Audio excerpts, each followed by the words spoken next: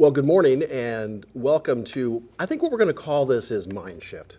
And with me today is Jennie Wunderlich.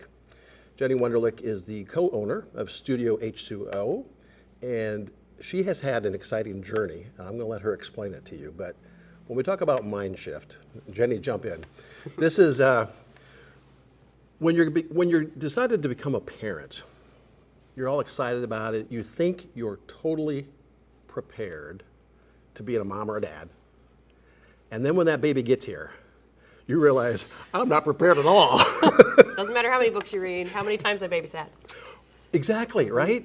It's, no offense to dog lovers, I've got a couple myself, but back when my wife and I were gonna have kids, and then we had a couple, and then when our friends only had dogs, oh, I know what you mean, we have 2 dogs. It's like, sister, you have no idea what it's like, because when that life arrives, and you realize you're responsible for it, it's crazy. It messes with your head, hopefully in a good way. Yes. So Jennie, you had a similar story. I mean, you're a mom, you have kids, we were at the fair, but you probably didn't intend to be a business owner. So tell me about your journey. Yes. Oh, goodness. Okay, so I grew up here in Iowa City, graduated from Iowa City West High, which was great, and then I headed off to West Point. So I was planning to become a military officer, serve in that capacity, but when I left, 9/11 had not happened. And 9/11 happened while I was at West Point, and that completely changed the trajectory of my career, my life. That had to be unbelievable from that standpoint at West Point. Correct. And we had been an open campus before that. It was crazy, to be honest. So we had generals manning the gates because they shut the gates down when you have 4,000 of the future Army leaders all together. They're like, okay, we need to beef our security up. And then realizing, so I thought I wanted to be a JAG officer. So my dad was an attorney and then came back to learn this family business. He and I could spar a little bit. Right. And I was like, that would be really cool. If you decide to go JAG and you get into the JAG program, you head to law school, compared to when you graduate from West Point, you go to your what's called your officer basic course, where you learn your trade and then you get to go serve. Well, if I would have done JAG, right, then we headed into conflict, right? So my now husband, at the time, he was headed right over to Afghanistan. He was 2 years ahead of me.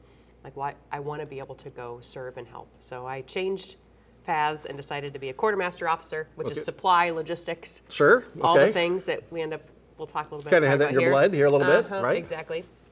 So headed overseas right away and talk about mindset shift to, okay, now you're responsible for these soldiers. Because as the officer, I am accountable for them. And I also had the mortuary while I was in Afghanistan. So all of those bodies and making sure that they were well cared for to get home so their loved ones could grieve properly. So that was just an incredible, tough, challenging That seems time. like a logistics nightmare to me. It was very hard, but I loved it. Came back, we were stationed in Hawaii, which was lovely. So go to Afghanistan for a year, come back to Hawaii, went to Iraq for 15 months and came back.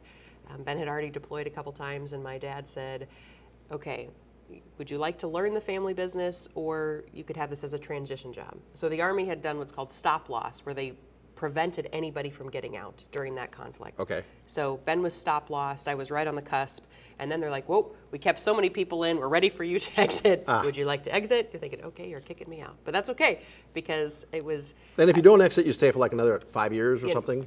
Yeah, so usually. Okay. It kind of depends on your role. Okay. But I was pregnant. Talk about Okay. babies. So pregnant with that first kiddo, and of course my mom is back here, Dad, and she was quite happy to say, hey, why don't you come try out the family business? And my dad was like, hey, if it's not for you, that's okay. And that was 18 years ago. Wow. Goodness. So came back. Went by fast. Yes, it did. Started learning in the showroom. Ben started in the warehouse because that's where you start. My dad would not let me start in the warehouse, which frustrated me to no end. But he's like, no, you're pregnant. We're not going to put you out there. And I want to be like, do you know where I've just been, actually? Like, there are much rougher places I've been. But he's still a dad, still... Probably good he didn't know, actually, you know? That's a good point. We don't tell all those stories. But he said yes. So we learned as much as we could from the ground up. And then a handful of years ago, he decided to retire, and he and my uncle passed the business over to my cousin, Tom, and I. So he and I co-own the business, and he and I and then my husband run the business.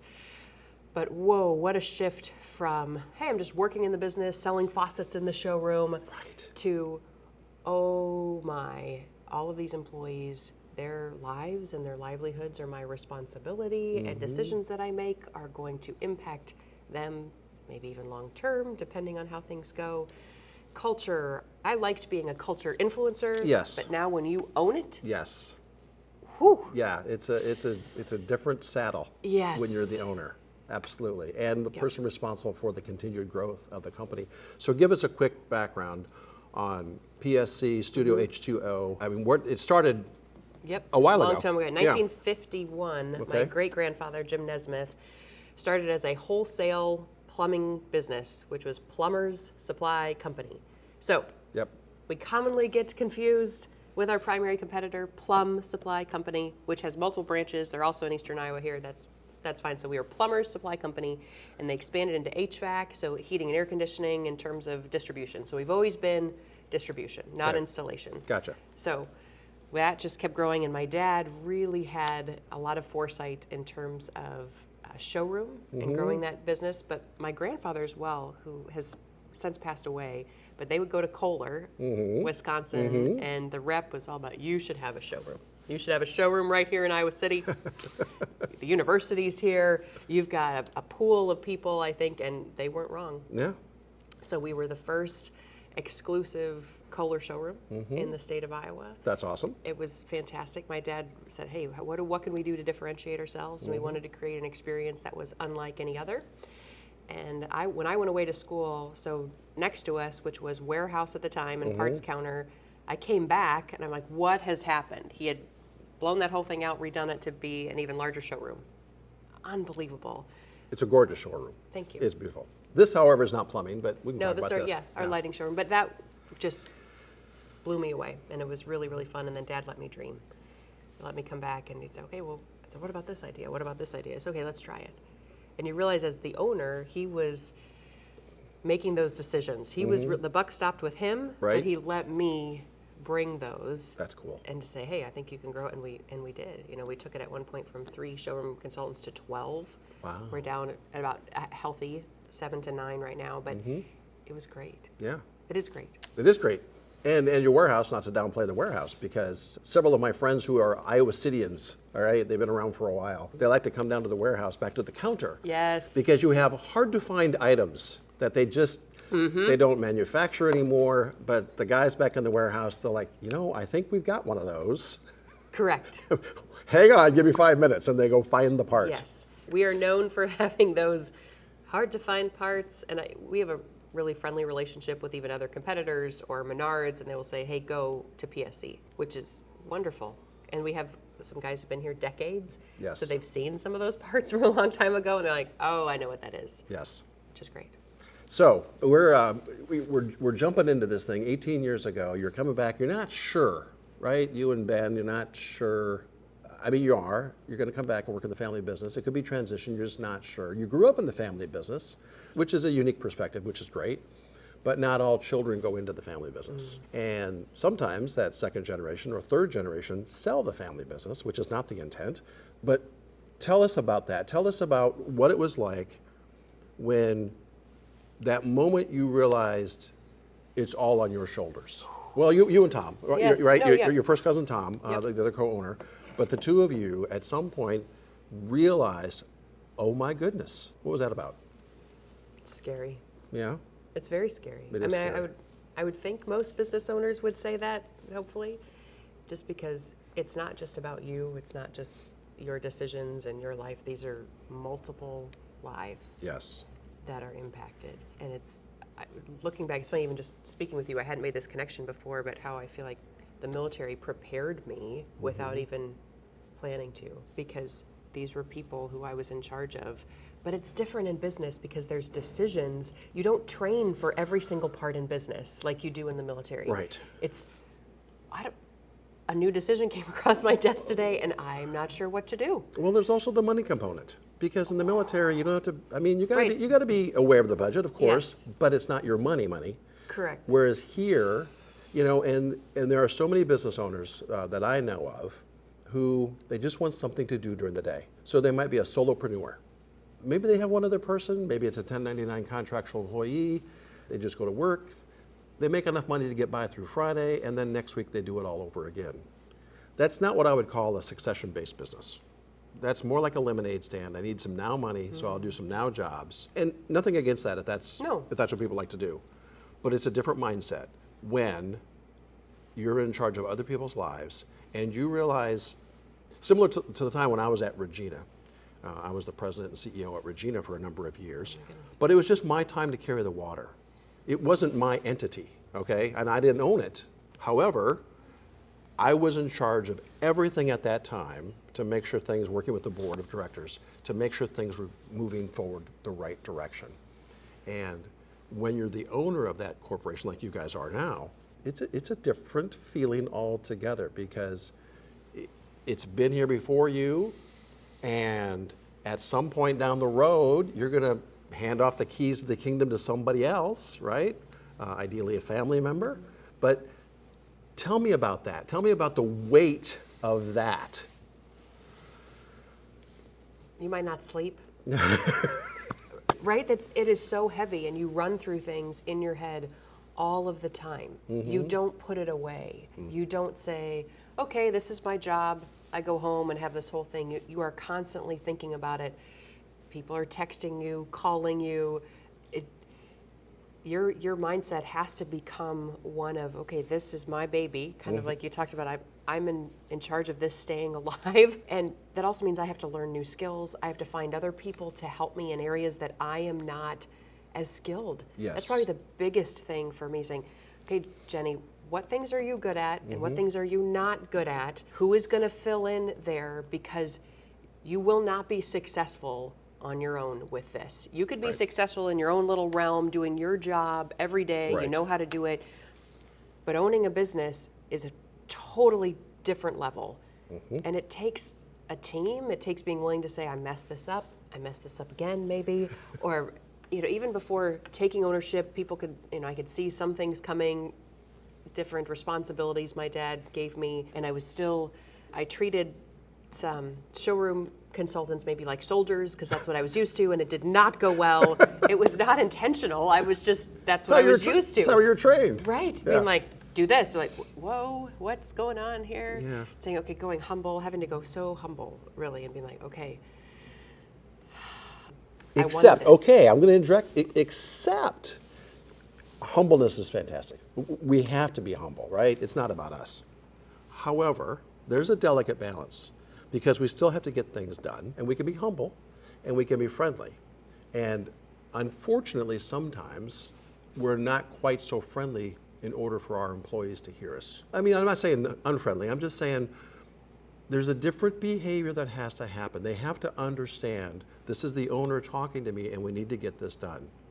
I'm compassionate, I'm friendly, I like to joke around, but when we're up against the wall, it's go time.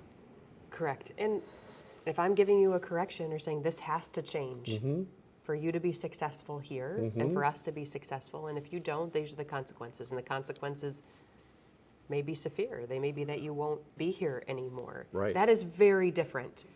And being willing to say, no, that's part of the deal when you have a business. Right. You have to be willing to make the hard calls. Yes. And it's not easy. It's not easy. Even when people are like, well, you look like that looks really easy. That look like, it's not. No, you mess about it in your head all weekend long. Yes, and yes. you mess about it on Monday. Correct. And then Monday night you don't sleep. And then Tuesday morning you come and say, hey, come in here, we have to have a chat. We have to have a talk right now. And you put the Kleenexes on the desk. Yes. And they might be for you, they might be for them. Might be for both of us, right? We both, yes. And it's not easy. No. Because we are shifting their pattern as well.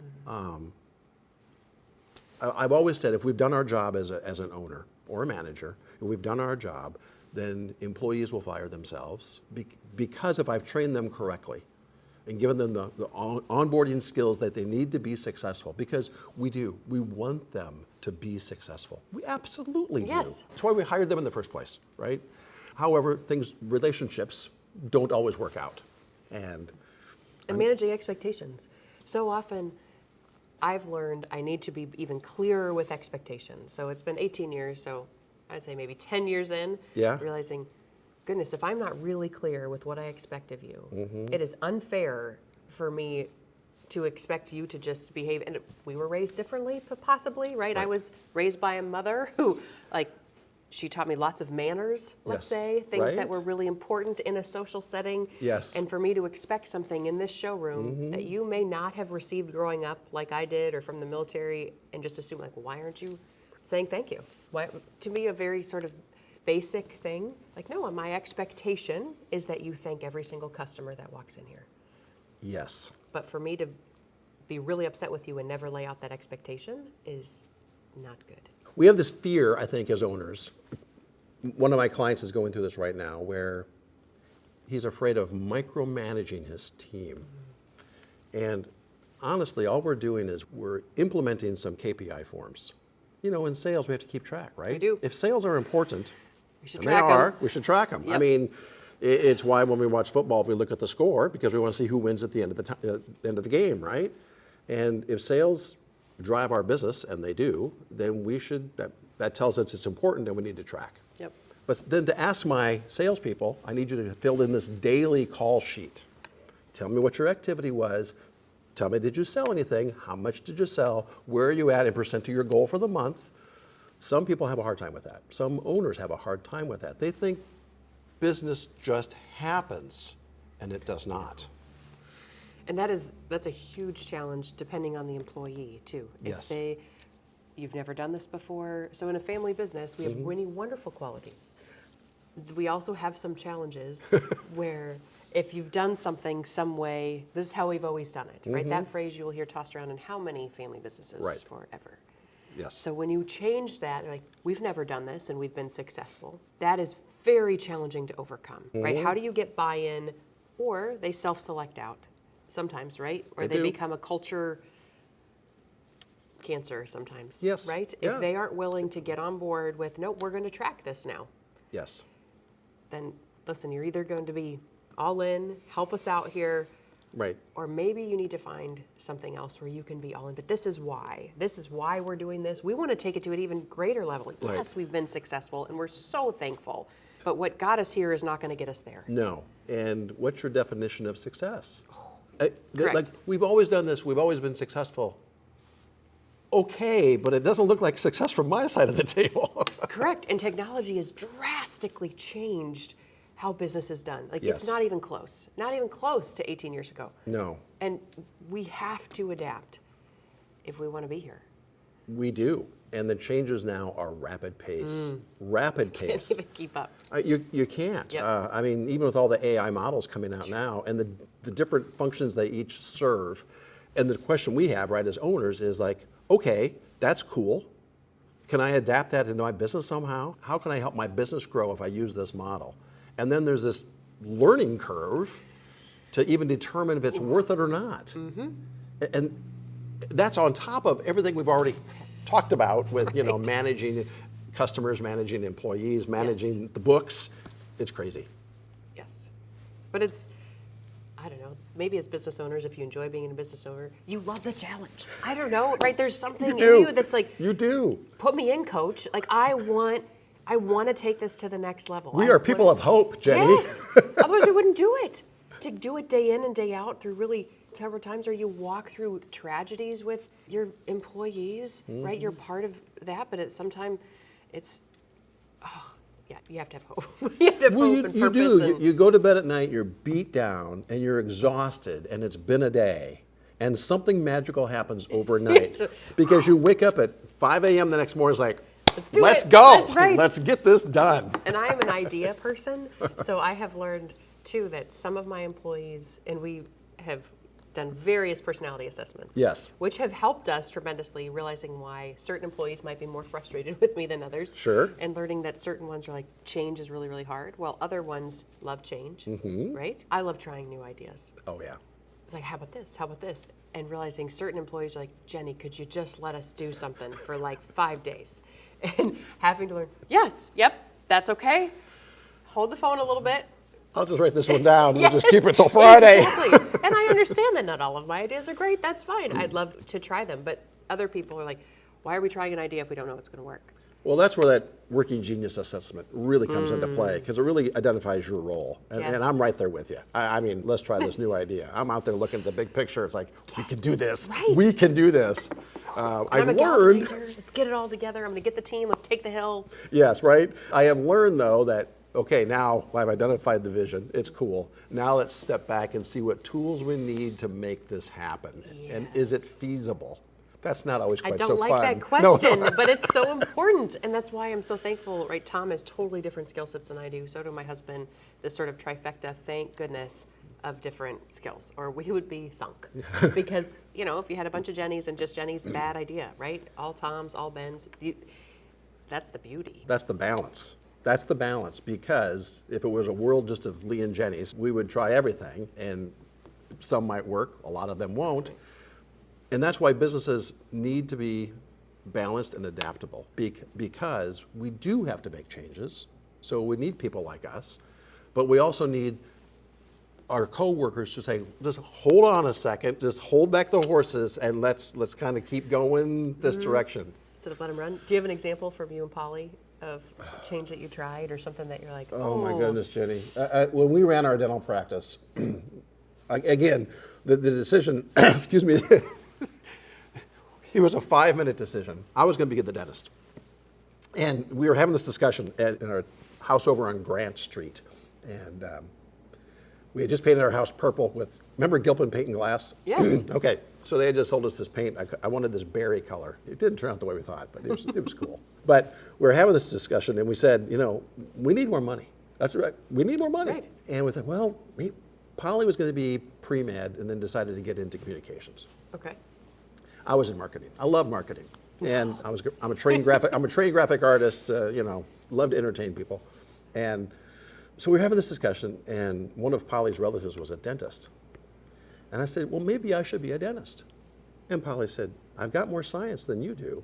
Why don't I be the dentist? And I'm like, okay, you be the dentist, I'll be the business manager.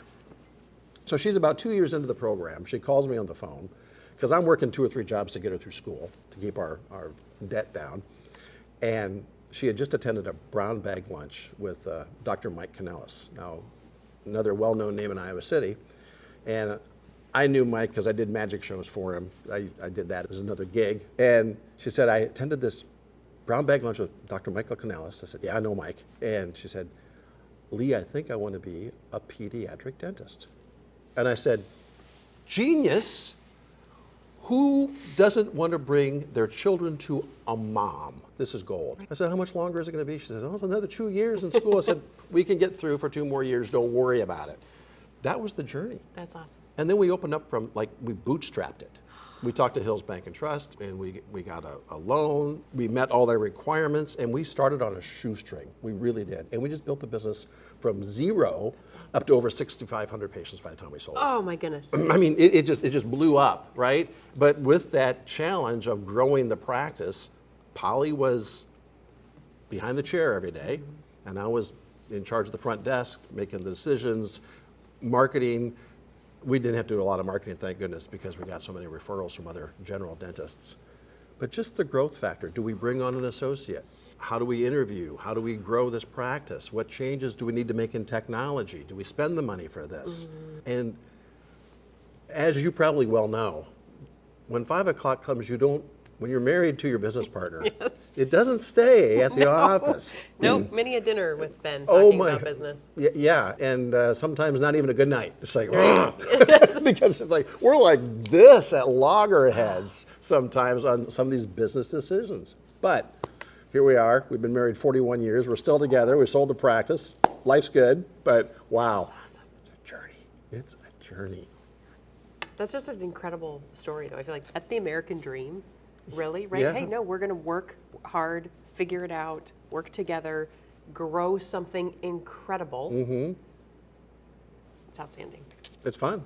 I mean, and now we're on to other ventures as well. But I mean, it's an American dream for sure. But it's just know what you're signing up for. Most of us don't. Thank goodness for a naivete. And some of it too, you're like, oh, I didn't know it was going to be this hard. Even though people say I don't know why this happens almost with many things in your life. You're like, it's really hard. You're like, yep. But internally, you just have this, thank goodness, rose-colored glasses. I feel How hard can it be? Right. Same with the Army. They're like, it's really hard. And I'm like, yep, I like hard things. Like, oh, totally different when you are in it going, am I ever going to be able to get up that rope? I don't know. I'm just picturing things, right, from my military career or here. Oh, goodness, when this happens, but you do. Yeah, you get through it. You persevere. I have been called a man of perseverance. I don't quit. If I set my mind to something, I don't quit, and we keep going. And you need some of that. Oh, a lot to keep it going. There's a book called Grit. My sister told me about, and this gal had studied West Point graduates, and it's basically, she says it comes down to grit. And I think it's the same for business. You never quit. Right. Like, if you want to stay in it. And somebody, right? But do you want to grow it until you are ready? Because at some point, you're either going to pass away or you're going to get out of the business. You're going to pass it on. You're going to pass it on to somebody you want to pass it on to or somebody you don't want to pass it on to based on what you've done. Right. So I would prefer to make all those decisions so that I get to decide how that pass on goes. Yes. And I know my dad and uncle, thankfully, did the same thing. We're going to train you, make sure you understand. I think those 15 years maybe of working at the business, do you really know what you're getting into? And I appreciate that. They wanted us to have at least a glimpse. It's not the same as being like, oh, we signed on the dotted line, or the bank is like, you are accountable for that. That is terrifying. I'm not kidding. Did you have that where they're like, if this all falls, there goes my house. I don't know. I was not. No, I know that too well. My dad didn't talk to me about that, actually, that when didn't we come were up. pets. I'm like, Right. Yeah. you start sweating. You do start sweating. That's right. Honey, aren't you glad you came back to learn this family business? He's from Florida. We were stationed in Hawaii. Beautiful weather, all of these things. You're coming to Iowa to learn a business you know nothing about. Yes, scary stuff. I mean, it is scary, but we still do it. Correct. We have to do it. Yes. We burn the ships. There's no going back. We're forging forward on this, and it's.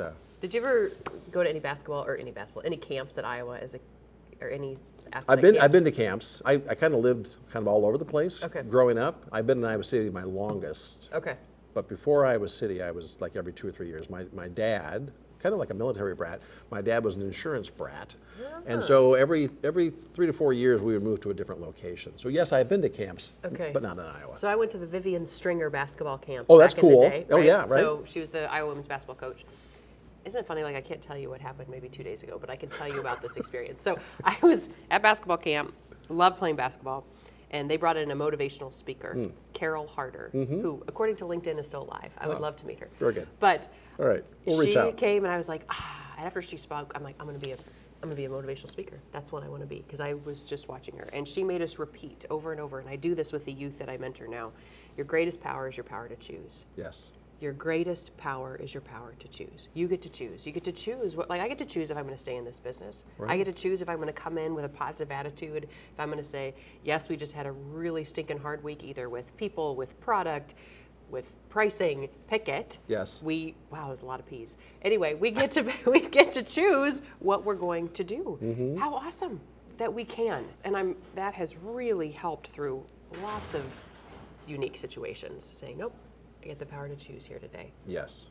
And I'm thankful I get to choose this. That's a wonderful feeling. That's a wonderful state of mind to be in. All right. Parting words. Ooh. Parting words. Assuming we have other business owners watching this, maybe they're seasoned in their careers. Maybe they're just getting going. What's the one nugget? Okay. What's the one? Is there one nugget? There's not one. There's Is there? not one nugget. Maybe I just pick one for today. Pick one for today. We'll do another one another day. How about that? You're not alone. Yeah. It can feel very, very isolating. I feel like being a business owner. Even when I have a business partner and my cousin, it's not this. You are not alone. There are so many people out there seeking to run businesses, to do it well, to start them. Reach out. Whether it's to Lee, he can help your business. Whether it's to me, just because you need to vent or say, hey, I can't go home to my spouse or partner anymore and vent about this because they're like, oh my goodness. Sometimes you just need a fellow business owner to say, this is where I'm at. Yes. You are not alone. Please reach out anytime. It's interesting you say that, because when we started our pediatric dental practice, one of the very first things Polly said to me was, I feel like I'm alone. She had just left the University of Iowa, the dental college. She was surrounded by colleagues, surrounded by her professors, other dentists. She was in this group, right? And it was electric. And then we started our private practice, and all of a sudden, it's just us. Yeah. And it's just her when it comes to dentistry. Yeah. And that loneliness it's a horrible feeling. Okay, circle back to your very first thing talking about the baby. It's the same thing. You bring that baby home from the hospital. You're at the hospital. All these nurses are helping you. Everybody's visiting you, and they're bringing you flowers and things. And you're like, look at this support. And then you come home. Yes. And you're, oh my goodness. And you feel alone. You do. And maybe it's you and for me and Ben, just looking at it going, whoa, and then realizing, no, you really aren't alone. You can feel that way, but you aren't. And everybody feels this way, and that's okay. It's okay. Yeah. It's natural. Yes. Right. But don't settle for it. Reach out. Yes. Reach out. Get involved. Ask people. Don't be you talked about making mistakes as business owners. We do it every day, right? There's this great meme on Instagram right now. I won't use the word, but he's like, don't worry about the mistake. He uses a different word, but don't worry about the mistake you made today, because you got a bigger mistake to make tomorrow. So there's a bigger mistake coming. So just let that one go and keep coming back and keep trekking. Yeah. But it is interesting how, as business owners, we just keep persevering, and we're not alone. And so don't be alone, right? All right, Jenny, thank you very much. Thank you so much. This was great. It was wonderful. Yeah, we'll do another one. That sounds great. All right.